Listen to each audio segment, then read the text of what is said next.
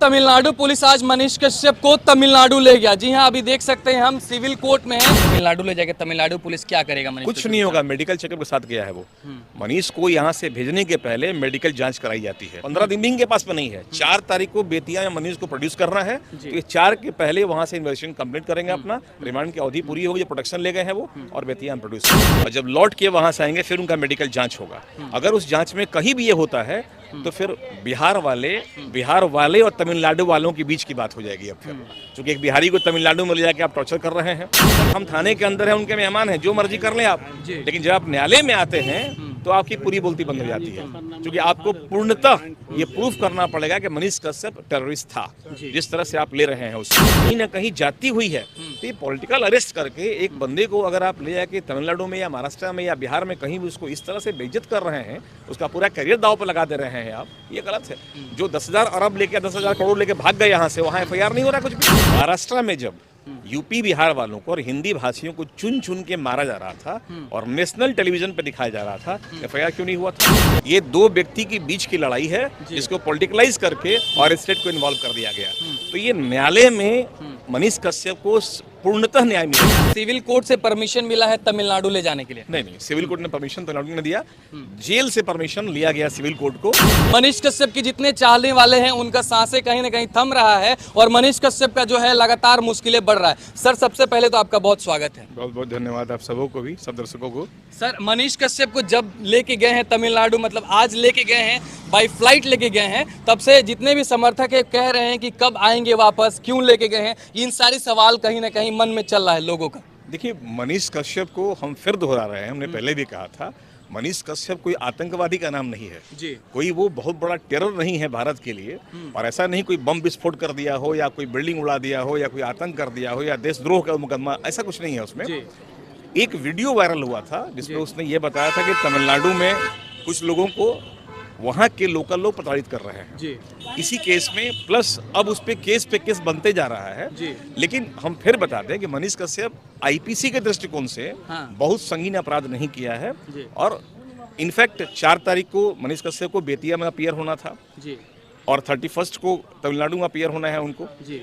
यहाँ से जेल भेजा गया। तमिलनाडु पुलिस प्रोटेक्शन ली उसको, और अभी तमिलनाडु लेके गई है वो, लेकिन 4 को बेतिया में उनको हालात में पहुंचाना उनको होगा।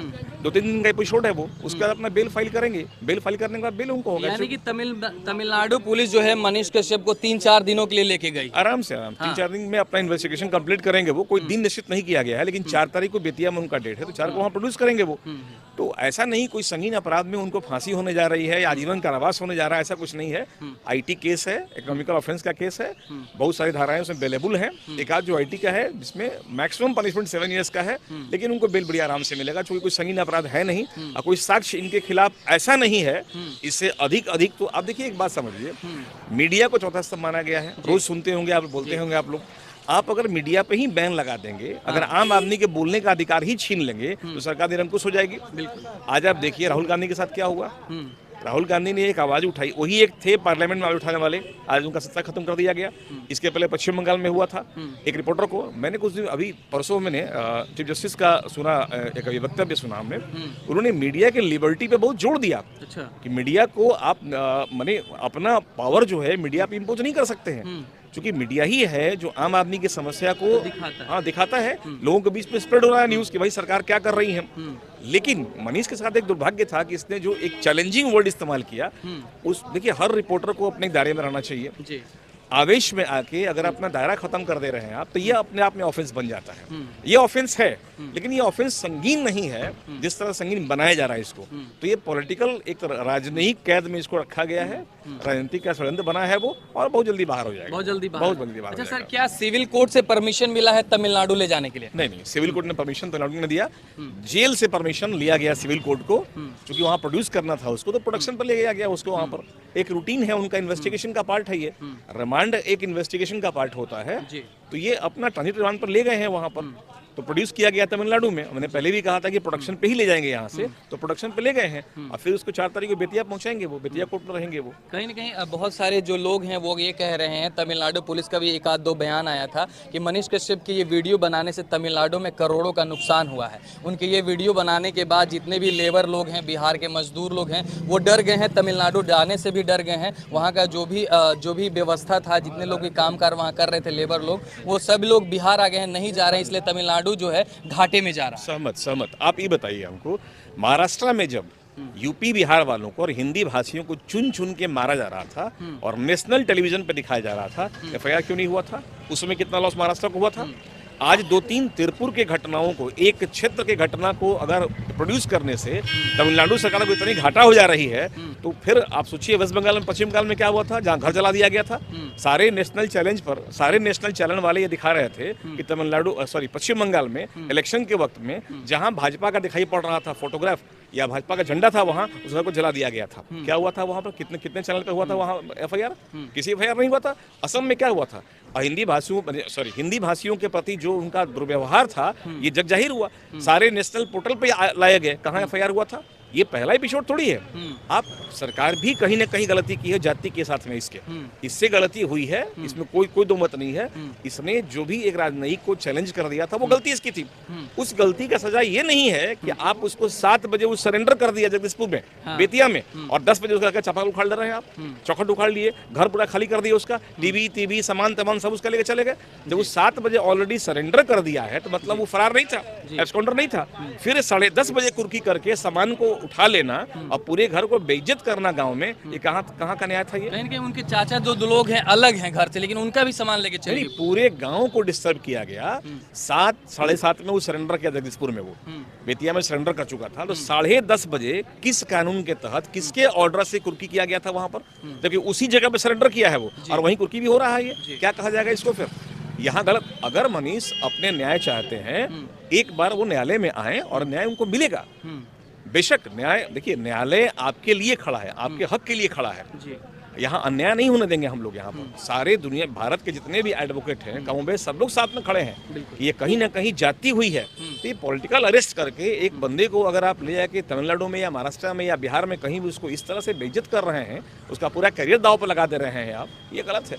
जो 10,000 अरब लेके 10,000 करोड़ लेके भाग गए यहाँ से, वहाँ एफआईआर नहीं हो रहा कुछ भी। बिल्कुल। लेकिन ये 42 लाख रुपया जो इसका अपना 8 साल की कमाई है, उसमें आप एफआईआर करवा रहे हैं। सर, एक और सवाल आपसे करना चाहते हैं। बहुत सारे लोग हैं लगातार कमेंट करते हैं कि भैया एक और बात बताइए, जितने लोगों ने दिखाया था इस चीज़ों को, बड़े बड़े अखबारों में प्रिंट जो किए थे, हिंदुस्तान हो गया, अमर उजाला हो गया, उन सभी लोगों का क्या हुआ? वो अभी फ्रीडम के साथ सब चीज़ कर पा रहे हैं, लेकिन एक आदमी पे इतना जास्ती हो रहा है। मैंने देखिए, जाति का हमने कहा ना अभी, ये एक पॉलिटिकल स्टंट है, बिल्कुल पॉलिटिकल स्टंट है।